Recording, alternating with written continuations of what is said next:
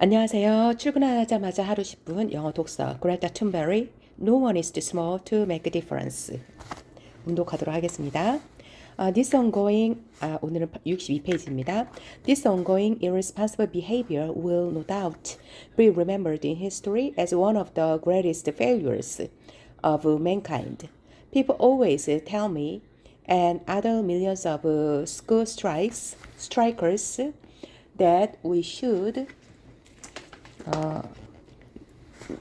should be proud of ourselves for what we have accomplished. But the only thing that we need to look at is the emission curve. And I'm sorry, but it's still rising. The curve is the only thing we should look at. Every time we make a decision, we should ask ourselves, how will this decision affect the curve? We should no longer measure our wealth and success in the graph that shows economic growth, but in the curve that shows the emissions of greenhouse gases. We should no longer only ask, have we got enough money to go through with this? But also, have we got enough of the carbon budget to spare to go through with this? That should and must become the center of our new currency. Many people say that we don't have any solutions to the climate crisis. And they are right, because how could we? How do you solve the greatest crisis that humanity has ever faced? How do you solve a war? How do you solve going to the moon for the first time? How do you solve inventing new emissions? The climate crisis is both the easiest and the hardest issue we have ever faced. The easiest, because we know what we must do. We must stop the emissions of greenhouse gases. The hardest, because our current economics are still totally dependent on burning fossil fuels and thereby destroying ecosystems in order to create everlasting economic growth. So, actually, how do we solve that? You ask us, the school children striking for the climate, and we say, no one knows for sure, but we have to stop burning fossil fuels and restore nature and many other things that we may not have quite figured out yet. Then you say, that's not an answer. So we say, we have to start treating the crisis like a crisis and act, even if we don't have all the solutions. That's still not an answer, you say. Then we start talking about a circular economy and rewarding nature and the need for just a transition. Then you don't understand what we are talking about. We say that all those solutions needed are not known to anyone, and therefore we must unite behind the scene science and find them together along the way. But you do not listen to that, because those answers are for solving the crisis that most of you don't even fully understand or don't want to understand. You don't listen to the science because you are only interested in solutions that will enable you to carry on like before, like now. And those answers don't exist anymore because you did not act in time. Avoiding climate breakdown will require cathedral thinking. We must lay the foundation while we must not know exactly how to build the ceiling. Sometimes we must simply have to find a way. The moment we decide to fulfill something, we can do anything. And I am sure that the moment we start behaving as if we were in an emergency, we can avoid climate and ecological catastrophe. Humans are very adaptable.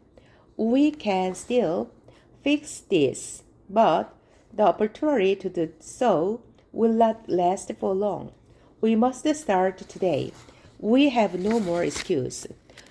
We children are not sacrificing our education and our children for you to tell us what you consider is politically possible in the society that you have created.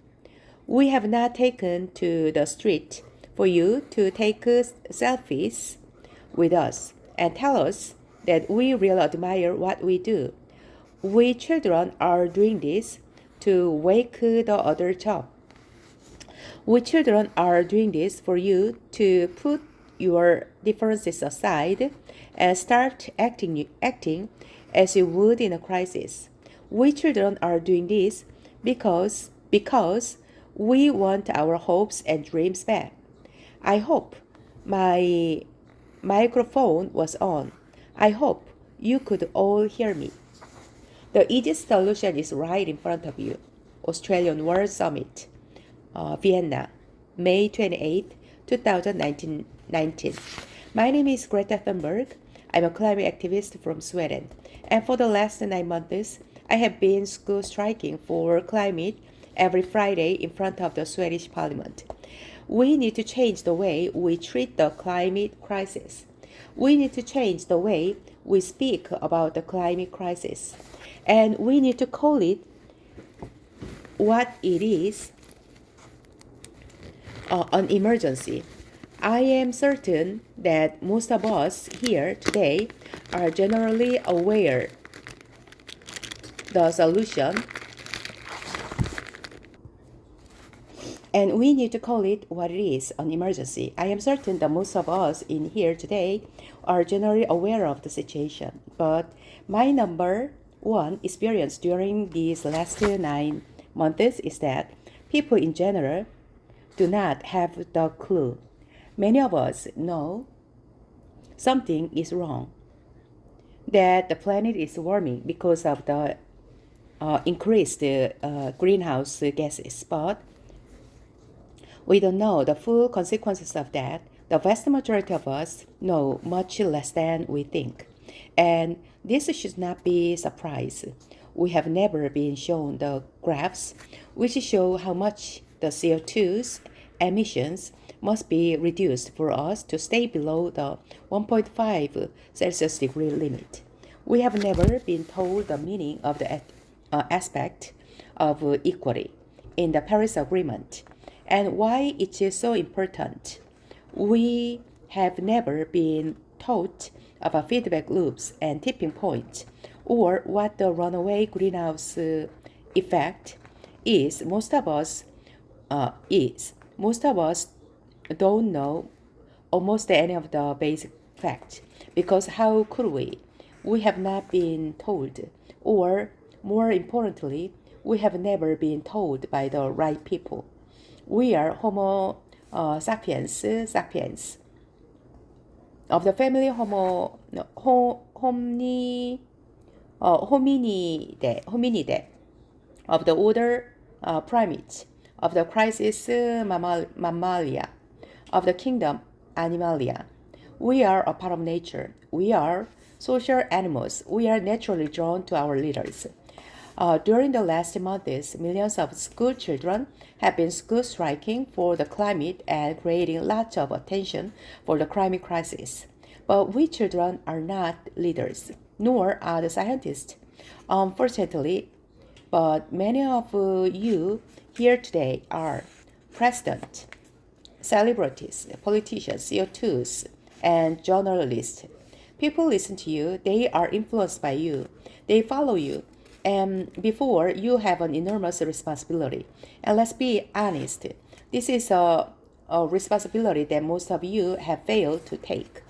You cannot rely on people reading between the lines of searching for the information themselves. To read through the latest IPCC report, track the kneeling curve, or keeping tabs on the world's rapidly disappearing carbon budget. You have to explain that to us repeatedly, no matter how uncomfortable or unprofitable that may be. And yes, A transformed world will include lots of benefits, but you have to understand that is not primarily an opportunity to create new green jobs, new business, or green economic growth. This is above all an emergency, and not just any emergency. This is the biggest crisis humanity has ever faced. This is not something you can like or Facebook. On Facebook. When I first heard about the climate and ecological breakdown, I actually didn't believe that it could be happening. Because how could it be? How could we be facing an existential crisis that would threaten our very survival? And yet, that wasn't our first priority.